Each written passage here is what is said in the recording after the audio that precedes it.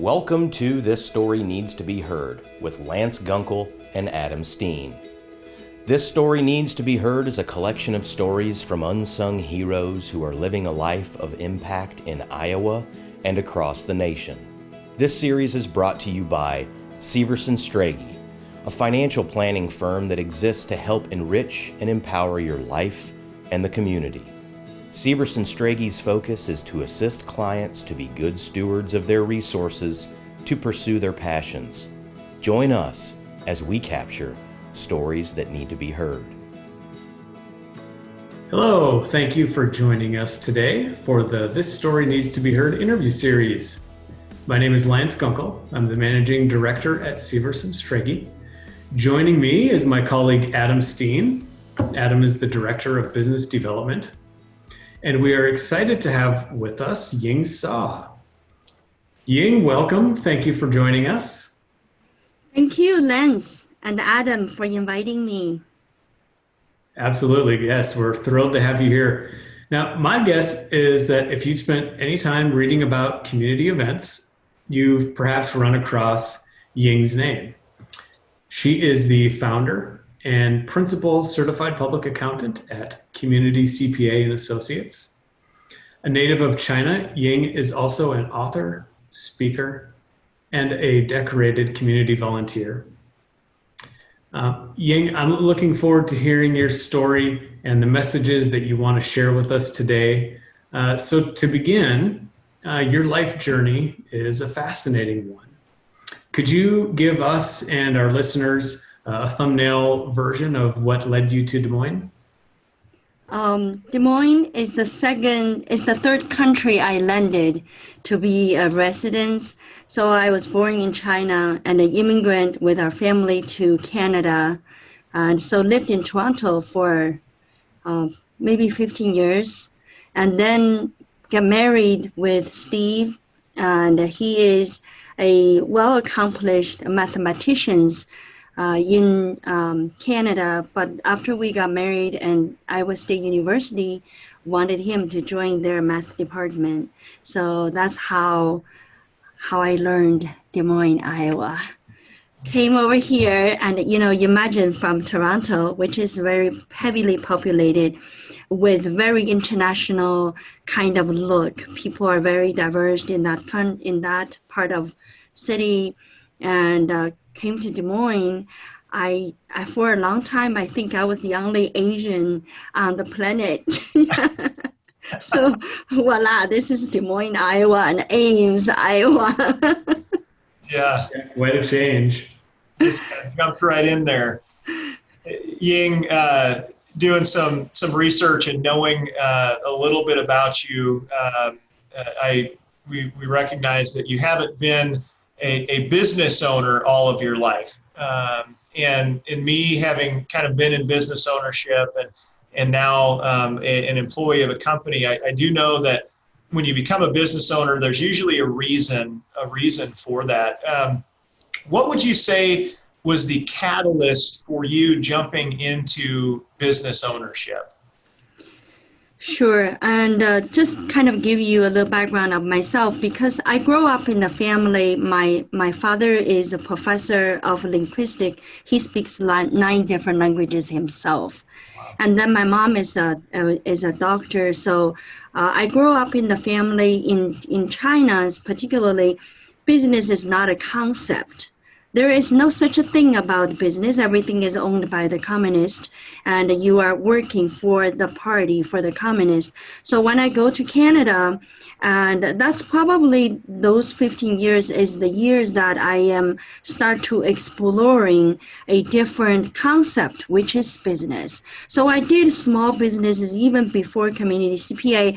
But I'm always very curious of how business would survive and what does that mean? Because my first business was actually selling handmade craft. I use clays and make them into earrings. I burn them so they become a earring. So I designed them. I'm really artistic. I consider myself can be an artist if I didn't get into accounting.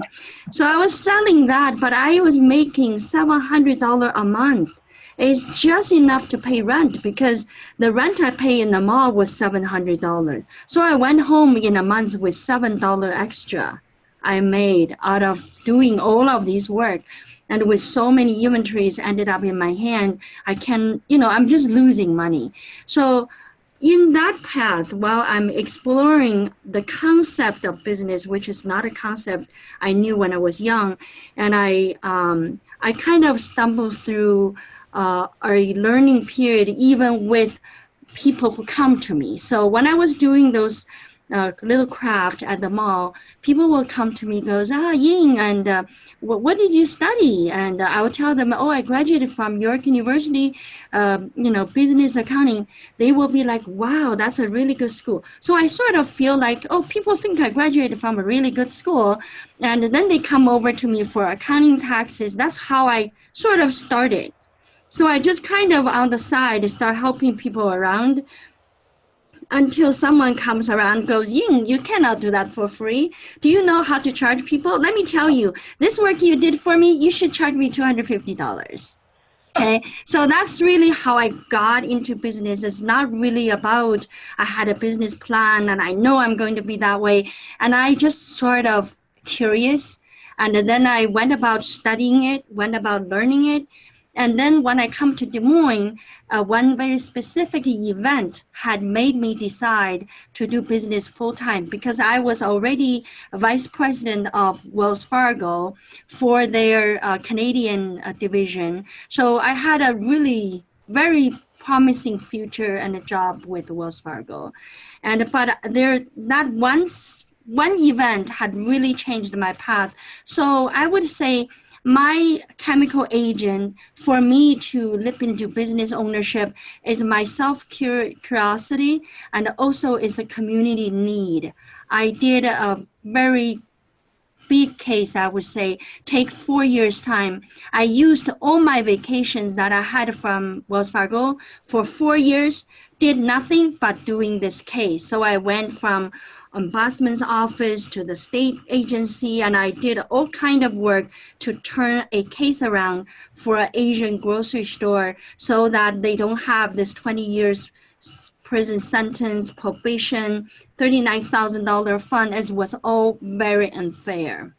So the attorney who represented that case actually was sent for probation for 6 months because it was so unfair and so wrong. It happened right here in Des Moines. So after that event, the business owner literally set an office for me and told me that is 1 year, I don't charge you rent. Please be here so we can feel safe. That's how I started. Wow.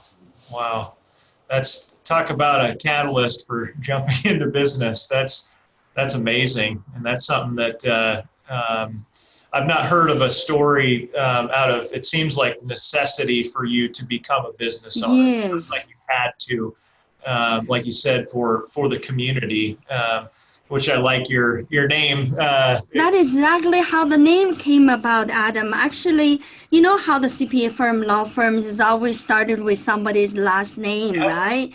And I don't have an ounce of me that can contribute this business to myself. I would never even think about doing business if it is not the community need and the community support that come around it. So I really believe that it is kind of meant to happen. If I am not there, God will pick somebody else because the community needs was there. Awesome. So I'm just coming in at the right time, not because I have a vision. I don't, because I really is just a very simple person. I just really was working for a job at Wells Fargo, and I loved my job, and I really enjoyed the knowledge I learned at Wells Fargo. And there was not even a reason that I would leave Wells Fargo, but there's too many cries and too much needs I see in the community. And for me to not take that leap of faith, that would be wrong. Who else is going to do that at that time? So I just feel obligated. I don't even, for a long time, I don't know what kind of choice I was making. I just feel like, let's just do it, because otherwise I cannot do Wells Fargo's job and also do my business. That's just wrong. And I do not want to cheat on Wells Fargo's time either. So it's just like, it was hard. It was hard, but now I look back, I think I did the right thing, and to make sure that, I have always been working with Wells Fargo supporting yes. And so there's so much story after that. It is no different from me working in Wells Fargo to help the organization, to help the company. I'm still helping the company. Yeah, that's awesome. I just see so many people that want to be a business owner because they see lights and money and glamour, and they can be the president and the CEO. And oftentimes I try to help them understand it's not as glamorous as it seems sometimes, because there's a lot of challenge and there's a lot of things that they're going to need to overcome in order to be a business owner, let alone a successful business owner. And Ying, I know that people come to you for advice frequently, not just for taxes, but for business ownership type things. What would you say is the one piece of advice for somebody wanting to become a business owner that you would sort of relay to them? One piece of advice that you would relay to them before they jumped into business ownership? Because I relate to a lot of clients who are immigrants, right? They are maybe immigrant in real sense. They're new to United States, new to America. So they're doing business here. And there's also immigrants. They are not in that sense, but in the sense that their parents never really exposed the kids to business. So they are new to the business world. And those are majority of my clients, like when they come to me for advice.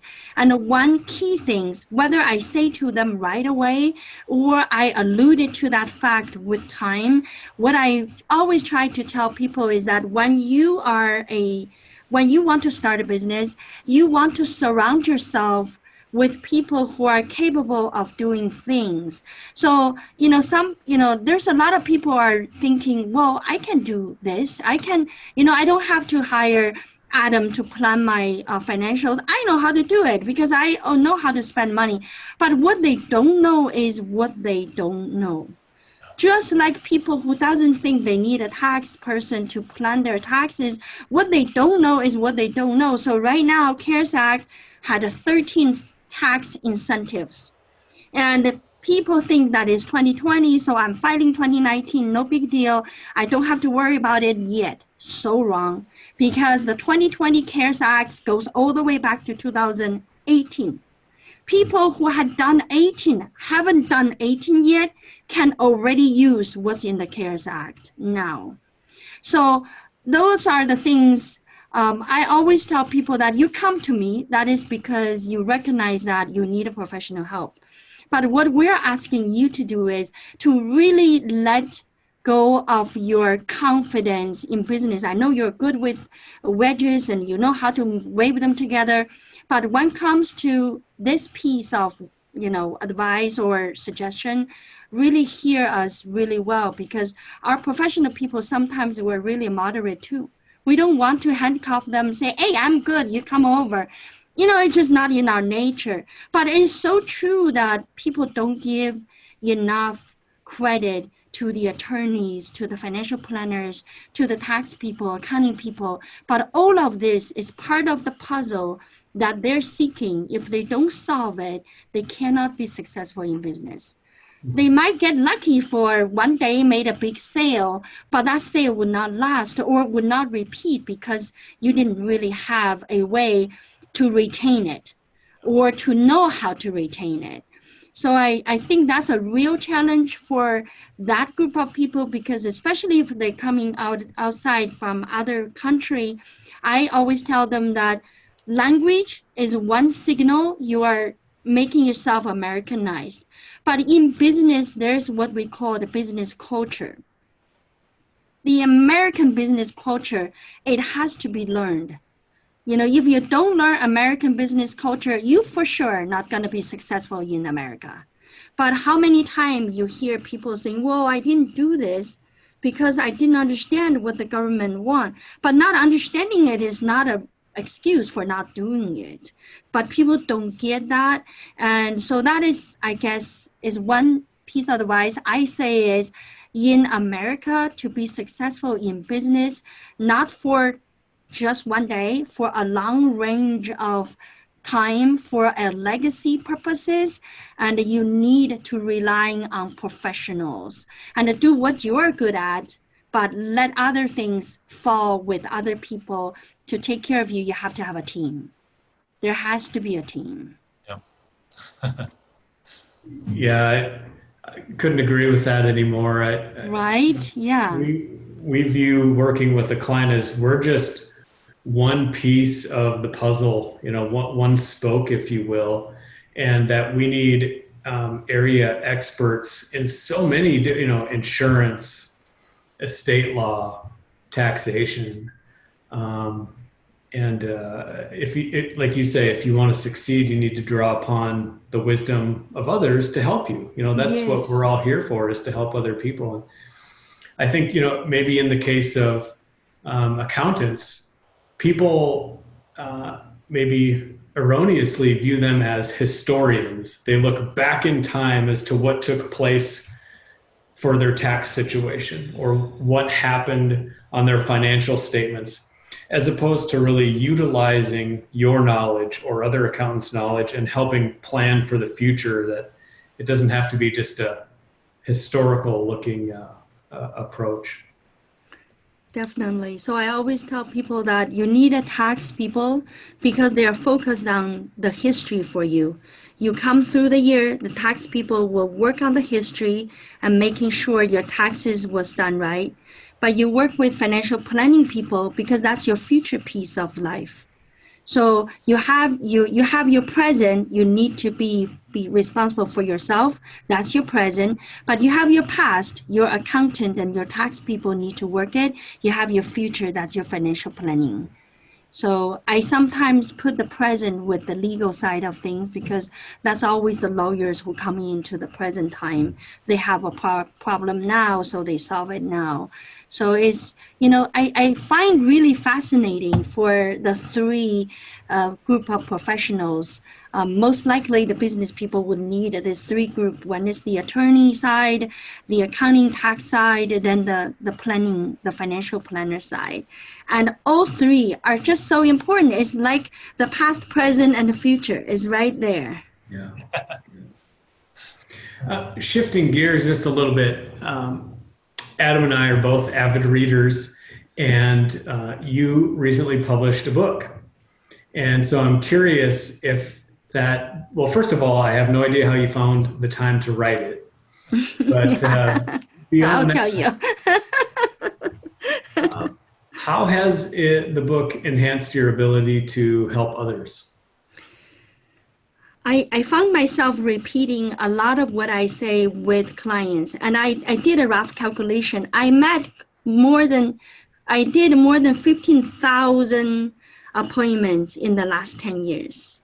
Wow. And the 15,000 appointments, I have a lot of them, ever since I was young, I like to write diaries. So I always kind of, whenever I have a chance, I would write. If I'm getting through something, while I'm thinking, I already write it down. So I kind of like to use writing as meditation, let's put it this way. So that book, I wrote that book in 2019, between September to November, because during that time, I had a very significant personnel change in the firm. So two of my beloved staff, they got married and they left together. But they are key people and the top layer of management. So I really I sort of withdrew from the practice because I really need to rethink. That was my hardest, that was my fear for, you as a small company, you can imagine that if two key of your management people are dating each other, then get married, what do you do? So it's really, it happened. So I took that time kind of regrouping myself. So I call that a meditation book because I was just going through writing my process. But that book, after the end of writing the book, I came to a conclusion. I said to myself that the reason Community CPA is successful today is because I had a three type people came together to work in the business. One type of people, I call them heart people. They're from land of heart. They think they didn't even make money yet. They think how to give the money out. So those are the heart people. Then I have the head people. The head people are the one that they plan everything. They know every tax code to reduce taxes, and they know how to plan and to not pay taxes. They're just thinking they're profit driven. They're bottom line driven. They can sacrifice everything, but they want to make money. Then you have a hand people. Hand people are the one that very technical. They're the chef in the small restaurant. They know how to cook, so they start a restaurant. Okay, and what I find is I myself, I am a hard person, so I think of other people. So I don't really necessarily good with the profit side of things. I'm also cannot cover all the technical things that the firm need to do.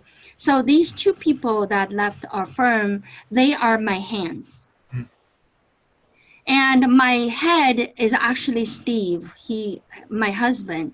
He really is the one that would sit there goes, why are you hiring more people? Because you cannot make the ends meet. So of course I don't listen to him. I just, I listen to him, but I don't want him to know I listen to him. So, so I just take that I just listen. I listen and I think a little harder. So a hard person will make hard decisions. So that's how we were successful in the past. So what I did for myself is while I'm going through that thinking process, I wrote that book, and then I start to focus on hiring more hand people. So with that understanding, when I hire people, I knew who I want. I don't need cheerleaders, and I just need someone who is technically strong and can replace the hands I lost. So that is kind of how the firm went through the transition. And if you come to our firm today, you won't even feel the feelings I had from last year, because we transitioned ourselves with the book. So the book, it is really about starting a business, how to find your heart person, your head person, and your hands person. And if you feel like you are all of it, that's great. You can be a good leader. Then you can find those people around you, then you can build big business. So that's kind of the first book. That's how the revolution coming out of the event in the business. Yeah. We'll put a link to your book in our show notes, but I really appreciate that way of looking at people, the hands, the head, and the heart. And I know we certainly work with clients that, they have all of those pieces, but maybe one more so than the others. When we meet with clients, I suspect that they come in with the idea that we will focus only on the head aspect. But where we truly enjoy focusing is in the heart areas and how they can use what they've earned and what they've built up in resources to spread that through the community or help the causes or people that are important to them. So community involvement is a big focus for us. And I know it is for you as well. As you said, you're a heart person. You've served in many high-profile public capacities. What drives you to serve and give so much of your time to the community? I want to make certain changes that I see it happen with things happen for a reason. So if you have something unfair happened in the society, I don't take that as a blame to a person or a organization. And it is really about history, the time river, and that we are coming through. So you just need to be that drop of water that flow into the right direction. So I felt like over the years when I practice, at Community CPA, what I learned the best in terms of practicing, I learned to give up my right to judge. There really is not needed for judgment. And that job really should be left with the legal system. And as a person, when we live day to day, and I think that we simply want to understand the reason behind things that happen, and then contribute what you can to the cause you want to see happen. So in my time, back in 2008, there was a Latino business owner, and he works in the car repair shop for 15 years already, and he's very skilled, and his dream is to set up a car repair shop for himself. After 15 years working in one place, he saved $24,000, and he wants to buy a building and put down payment and start car repair shop. So one day he came, he goes, Ying, I'm so happy to tell you that I'm going to start accounting with you now because I got my building. So he gave me his building. He paid $24,000 down payment and got the building down payment made. And it came to me. I look at the address. My first thought in my head was it looked like a residential address. It doesn't look like commercial. And so I went on to the website to make sure it is not a house, because I know he wants a repair shop. There's no way he can do it in the house. Lo and behold, and he bought a house. He doesn't even know there's a zoning requirement for that, and we never discussed about it. He doesn't know. So he paid $24,000, bought him a second home, basically. Wow. And so, of course, you can imagine the shock that went through him, and I explained to him how difficult that is to turn that zoning into a car repair shop. Not possible. They won't let you. Even if city let you, the neighbors won't. Okay, so with that, and that dream just bubbled up, right? It's just like it's gone.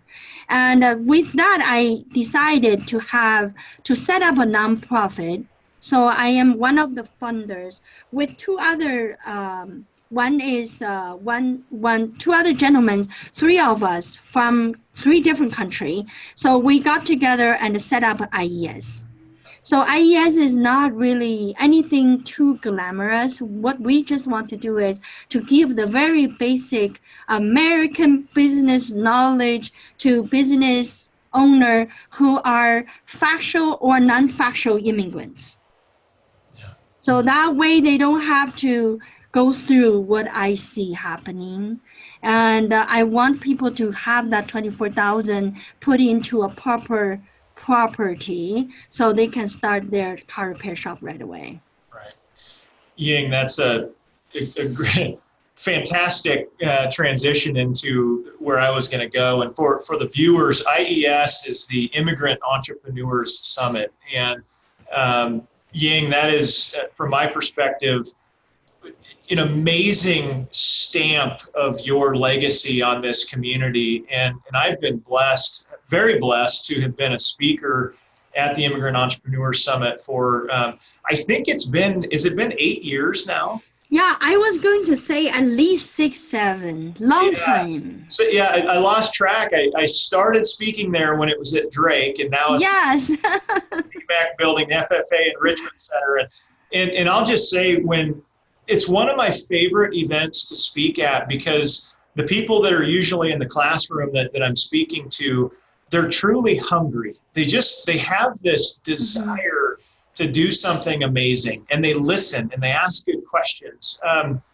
But as much as I love doing that and love sharing what I can share, I always drive home. So it's on a Saturday. I drive home to tell my wife, hey, it was fun, it was this. She's always curious how it goes. My heart hurts when I leave, because I know the challenge that these immigrant entrepreneurs or hopefully budding entrepreneurs are about to face. I know how hard it is. So my heart hurts for them because they're fantastic people. And so my question around that is, we're facing unusual times right now. As we record this, we're either in the middle or the end of a pandemic. Who knows what's going on. But what challenges do you foresee immigrant entrepreneurs facing in years to come? A lot of challenges, but in specific to the pandemic, I just read an article yesterday and is published by Harvard University. They're talking about coronavirus, and this pandemic is not something that would have an end. It will come to a time where we got used to the lifestyle, and social distancing is a way of living. So that's how far they were saying this impact on human life in general. But for immigrants population or small business startup folks, and I always believe that this group of people have a tough mental. They're not scared of being different. They're not scared of trying new. But I think what really puzzles small businesses right now is they don't have a direction to know what is tomorrow looks like. So for example, for the restaurant owners, I think if the restaurant owners read what I read yesterday, and I can imagine that they will do permanent changes to the restaurant, making sure that every small area is insulated so people are securely separated when they go into restaurant, and things will come in a lot more certain. Right now, we are just in the weird place where we are transitioning. So for service industry, it is a huge blow to service industry. And we know that service industry are very big industry. The restaurant owners could own 3, 4, 5 other franchise.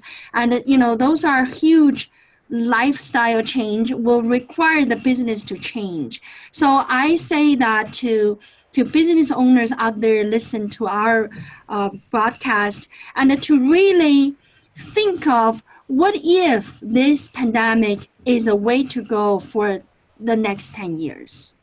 And that probably, yesterday's article, I wish I didn't read it, but I did. So it's coming from reliable sources, make me think that I need to start advising my restaurant client and really work on what's going to happen if this is our lifestyle. Okay, we're going to have less seating.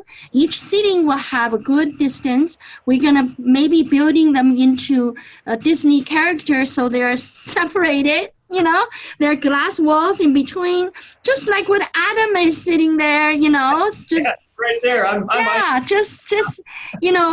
Maybe, but the reality is that as long as human existed, there will be no chance for business to all fail. Some will fail, but some will thrive. Some will be born. So why, I have no doubt those business entrepreneurs who comes to Immigrant Entrepreneur Summit, and many of them is already looking at the new ways of making money, because that's just in their blood, in their DNA. They're innovative. They have no fear. So hopefully, and new business will born, and the business will improve. So for a human society, for Des Moines, for Iowa, for United States, and we still feel that life is prospering and we are going our ways, and it's just a little different. And but be so thankful that Zoom is already here when pandemic is here, right? And we use Zoom before pandemic, but never to this extent. Right. Yeah. Right. So I just, I'm still very hopeful. Maybe life of tomorrow is not the same as what we had yesterday, but with innovation and with enthusiastic and with a vision that you can plan for the future, and I'm sure entrepreneurs with determination will still be successful just like usual. Yeah. Awesome. Yeah, we're certainly in a period of great disruption, and Too many people have faced both health and financial hardships. Yes. But like you said, disruption is also a time when those creative entrepreneurial minds can come out of this and thrive. Maybe the key is just make sure you're not zoned in a residential area. Yes. And also, I always tell people that disruption is a redistributing. Is a redistribution. If you really want to jump out, or if someone ever dream of becoming millionaires next day, and those are the historical time, they're literally people making $1 million next day because they are into something new, technology or things like, a simple example, we have a florist, how they make flowers and, those traditional things. With social distancing and what's going on, of course, the business went down. But they come up with what they called tender love package. So they're delivering that. You call, say, I want to send tender love to someone, and then they deliver a little things over. So that was booming. So, I don't, if someone comes to me goes, Ying, I'm such a good entrepreneur, but I am ruined by pandemic. I'm totally done. My life is miserable because of that. I would say that is not because of that. It's because of their heart is already stopped beating. They already not looking at what can be done further. So I would not blame anything that outside, especially pandemic, is global wide. As a human race, we need to battle this, and not just you, me, or others, and it's the whole. It's the whole human society need to battle this together. That tender love package sounds pretty nice. That's a great idea. I'll give you Sally's name. Yes. I'm gonna have to order one for my wife, I think. Yeah. I can tell you, I've also been in desperate need for a mobile grooming or hair. Oh, service. yes. Or a device, or the device can cut the hairlines, and so we can just, Yeah. See, that would make money. I am not kidding. It is really that way. Now, on the marketing package, the most popular marketing item they sell is actually face mask with company logo on it. Yep. There you go. So, Well, let's shift gears once again, and I'll ask you to look ahead into the next handful of years, Ying, and what is it that you're most passionate about doing or achieving? Whether it's personally or professionally, what are you excited about right now? I am excited with Community CPA's direction we're going. Technically, the firm is very strong in technology. So we're on webinars. We have this last few months, we have clients from all over the country, not just here in Iowa. And I felt that professional company is lacking of a kind of business that really made up by the minority diverse population of people. And I felt like when I look for employees, I can feel that there's not as many as professionals you can pick out of diverse background people, because they're not either educated or they are not yet there to really take on professional jobs.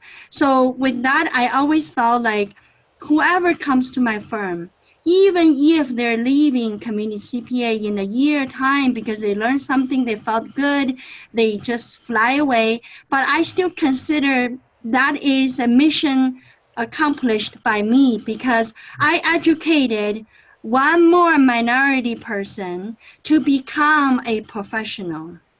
So I have a list. I never told anybody this. I have a list of people I hired who left me, and all of them are super good professionals. There are 162 of them. Wow. For the last 25 years. That tells you how much of a turnover we had for a long while. People learn something, they leave, and it's okay. And wherever they feel happy, some people leave because of the spouse move and whatever reason, but that's the seed.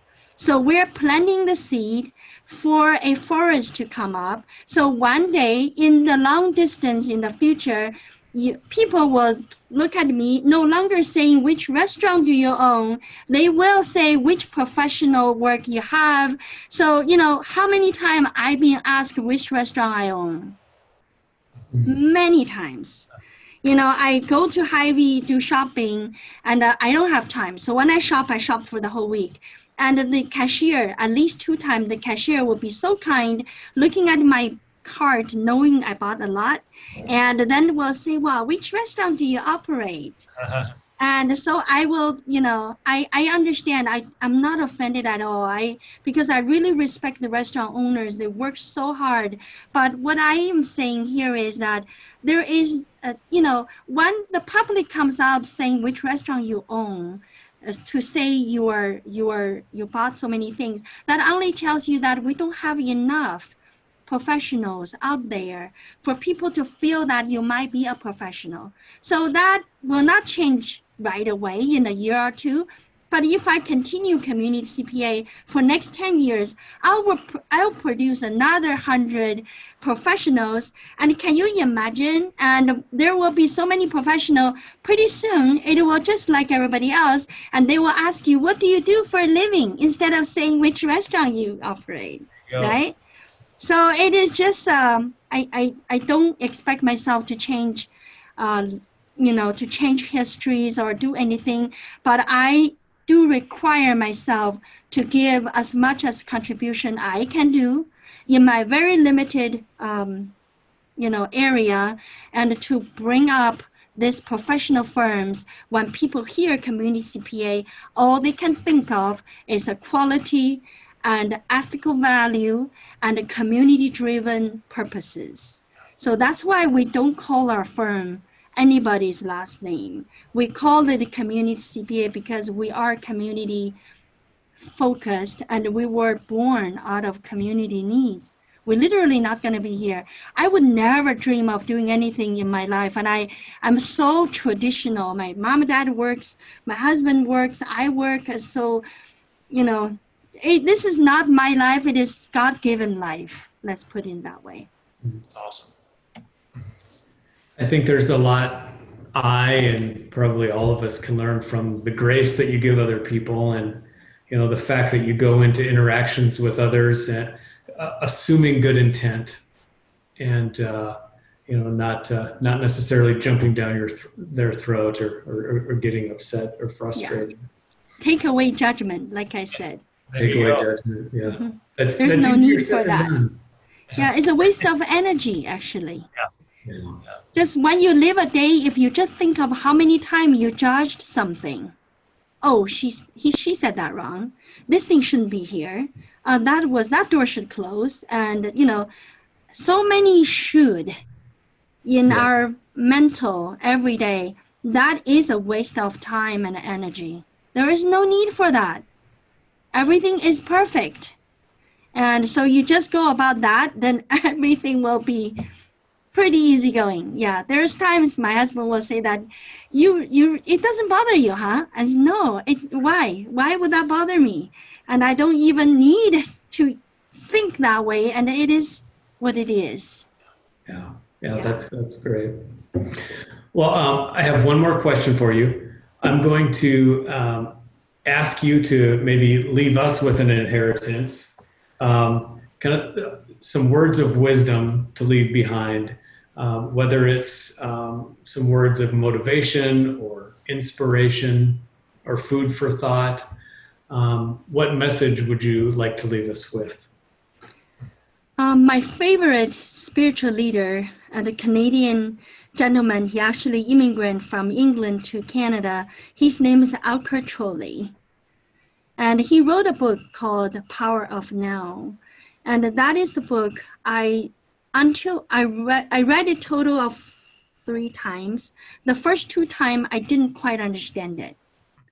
And I thought I did, but I didn't really do it. And then the third time when I read it, I thought I understood a lot deeper than the first two times. That book teaches us to focus on today and to let go of our judgment. So I think this is really where that guides a lot of my daily operating. If you think of, if anybody says Community CPA is successful, which no doubt I think it is very successful, but I will say again, and that by itself is a judgment again. So there is no need to even consider whether Community CPA is successful or not. And it is really about a pleasure that we have in the doing to solve other people's problem. That's all we need to focus on. And it's one client at a time, one meeting at a time, and one tax return at a time. And there is no need for judgment. And we just want to have ourselves focus on today. Pandemic is here today. That's okay. We're just going to focus on today to make sure with giving freedom, we're going to live our life fully. That's all. Yeah, I like that. That's definitely been a recurring theme of our conversation. Just drop the judgment, and we can help not only ourselves, but all of the people that we interact with. We can change a lot of lives. Like you've changed, one life at a time, 160 plus employees. I think when we really get to that stage of being, the people around you will feel it too. So, you are like a ripple in the water. It will just get spread. But if we feed anger, we produce judgment, it will never end. Yeah. Well, we're going to take that ripple, and we promise to spread your message to everyone listening here today. Ying, thank you so much for your time. We really appreciate it. I learned a lot from you today. Me. I can tell you, I feel calm just in our 30 minutes or so together. It's helped me tremendously. So thank you. Yeah, thank you to both of you to invite me. Appreciate it. Yeah. Well, on behalf of my colleague Adam and the rest of the team at Severson Strege, thank you to everyone listening to the This Story Needs to Be Heard interview series. Be well and enjoy your days. Thank you for listening to This Story Needs to Be Heard. If you know of a story that needs to be heard or would like us to help you in your pursuits, please contact Adam Steen at asteen@onlyworkforyou.com.